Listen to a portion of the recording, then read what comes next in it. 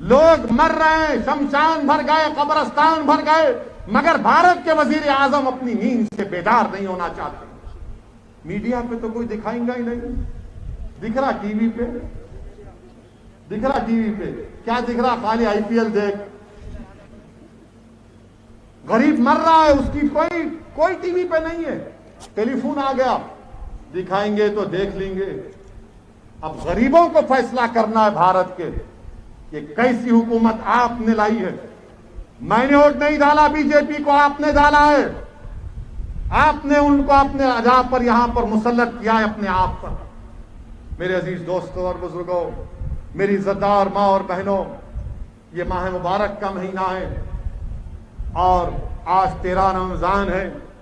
اللہ کا فضل و کرم ہے کہ اللہ نے ہم کو زندہ رکھا اور رمضان کا مبارک مہینہ ہم کو عطا کیا، جس کا لمحہ لمحہ اللہ کی رحمت جوش میں رہتی ہے، جس میں ایک فرض کا ثواب 70 گنا بڑھا دیا جاتا ہے، ایک نفل ایک فرض کے برابر کر دیا جاتا ہے۔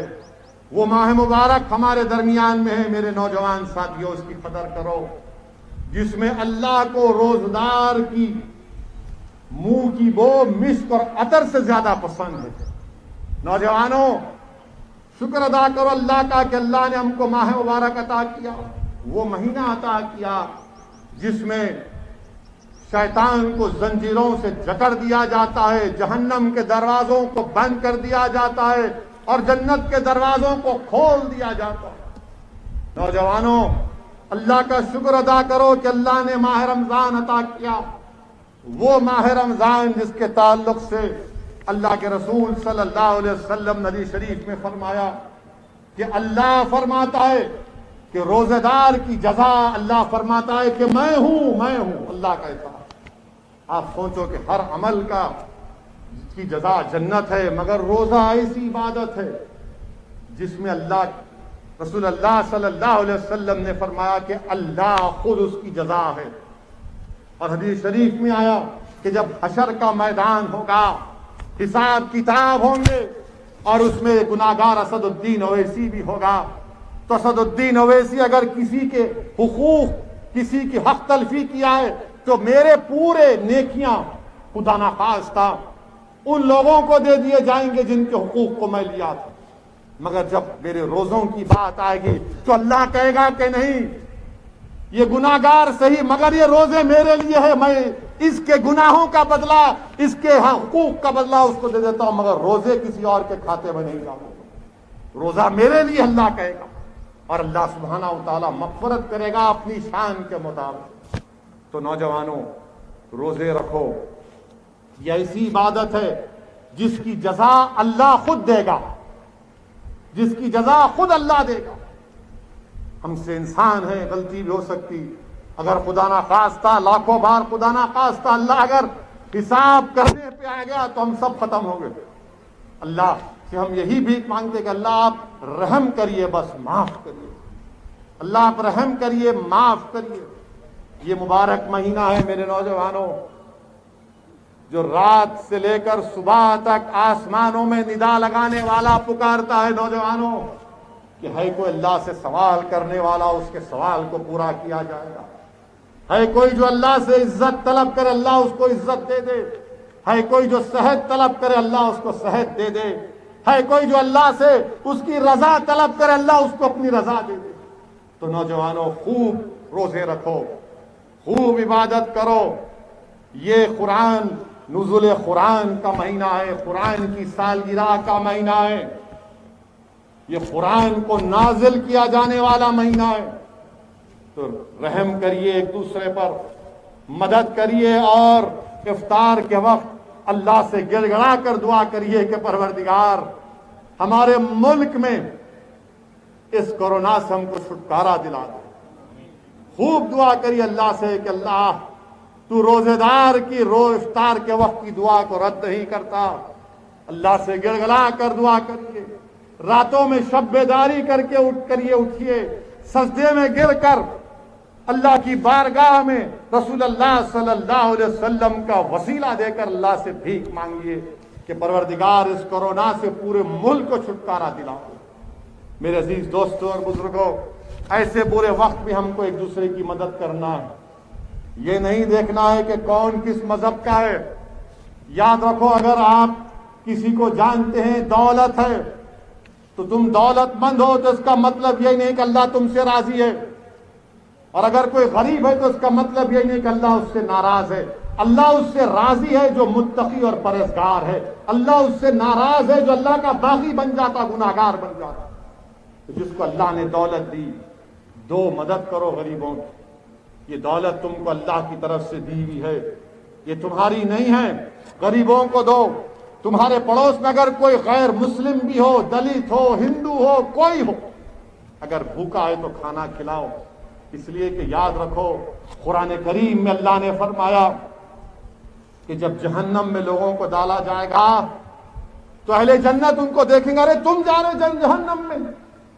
بولے کیوں جا رہے؟ وہ بولیں گے دو چیز کی وجہ سے، ایک نماز نہیں پڑھتے تھے اور دوسرا بھوکوں کو کھانا نہیں کھلاتے تھے۔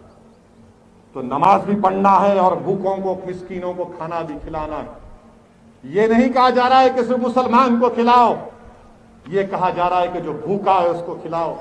آج اس کو کورونا کی وجہ سے جس کو نریندر مودی ذمہ دار ہے، ان کی حکومت ذمہ دار، ان کی وجہ سے لوگ برباد ہو رہے ہیں، معیشت تباہ ہو رہی ہے۔ میرے عزیز دوستو، میرے بزرگوں، جن کو اللہ نے صاحب استطاعت بنایا ہے، جن کو اللہ نے عزت دی ہے، مدد کرو۔ اگر تم سیاستدان ہو، اگر تم ڈاکٹر ہو، بزنس مین ہو، اگر تم رئیس ہو، اگر کچھ بھی ہو تمہارے پاس، مدد کرو، کثرت سے دعا کرو، تلاوت کرو، اللہ سے بھیک مانگو۔ میرے بھائی، بہت برے حالات ہیں، بہت برے حالات ہیں۔ اسپتال میں جگہ نہیں مل رہی ہے، اسپتال میں جگہ بھی نہیں مل رہی ہے۔ اور میری بات کا یاد رکھو، آپ اگر 80% ملک کی آبادی کو ویکسین نہیں لگے گا، تیسرا ویو آئے گا، پھر آئے گا، خدا نہ خواستہ، خدا نہ خواستہ۔ متحد رہیے، مجھے یقین ہے کہ آپ میری ان باتوں پر ضرور غور کریں گے۔ میں آج تو آنا بھی نہیں چاہتا تھا، مگر یہ الیکشن کمیشن الیکشن کرائی۔ ان کو تو الیکشن نہیں کرانا چاہیے تھا، ریاستی الیکشن کمیشن کو۔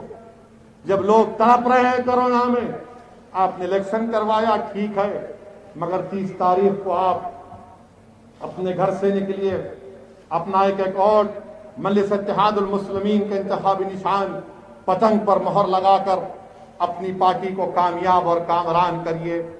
میں بھی آپ سے وعدہ کرتا ہوں کہ میں کوشش کروں گا کہ سدی پیٹ کو کم سے کم سال میں ایک مرتبہ ضرور یہاں پر آؤں، آپ سے ملاقات کروں، آپ کے درمیان میں رہ کر آپ کی بات کو سن سکوں۔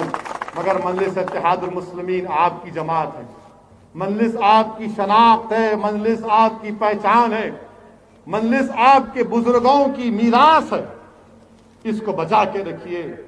میری زندگی کا بھروسہ نہیں، ایک دن ضرور جاؤں گا، میں اس زمین کی خاک میں مل جاؤں گا، مگر اللہ جب تک مجھے زندہ رکھے گا، میں نہ صرف سدی پیٹ بلکہ ملک کے کونے کونے میں جا کر اپنے حق کی آواز کو بلند کروں گا، اپنے حقوق کے مطالبے کی آواز کو بلند کروں گا، میری جماعت کے پرچم کو پھیلاؤں گا۔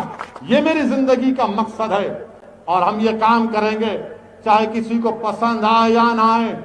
ہم کو صرف اللہ کو راضی کرنا ہے، ہم کو زمین والوں کی طرف نہیں دیکھنا ہے، ان کی رضا نہیں دیکھنا ہے، ہم کو اللہ کی طرف، اللہ کو راضی کرنا ہے، ہم کو اللہ کے لیے کام کرنا ہے۔ ہماری نیتوں میں اخلاص ہوگا تو ضرور اللہ سبحانہ و تعالی ہماری مدد کرے گا۔ میں حکومت ہند سے مطالبہ کر رہا ہوں، بھارت کے وزیر اعظم سے مطالبہ کر رہا ہوں کہ اٹھو، اٹھو مودی جی، خواب غفلت سے اٹھو۔ اس دیش کی جنتا پریشان ہے، اس دیش کی جنتا رو رہی ہے، اس دیش کی جنتا دیکھ رہی ہے کہ کہاں ہماری حکومت، کہاں وہ ہمارے جس کو ہم نے ووٹ ڈالا تھا، کہاں آپ نظر نہیں آ رہے ہیں۔ آپ دور دور تک آپ کی حکومت کے آثار نظر نہیں آ رہے ہیں، سمسان ویران نظر آ رہا ہے۔ بھارت کے وزیر اعظم دیکھو، ان چتاؤں کے، ان جلتی ہوئی لاشوں کے دھواں کو محسوس کرو، ان قبرستانوں میں دفنانے والوں کی آہوں کو محسوس کرو۔ یہ حکومت کو اٹھنا پڑے گا۔ یہ حکومت اگر نہیں اٹھے گی تو پھر تم حکومت کرنے کے لائق نہیں ہو۔ تو حکومت تو کر لو گے مگر یاد رکھو تم عوام کا اعتماد اور جو مورل رائٹ ہے اس کو کھو دو گے۔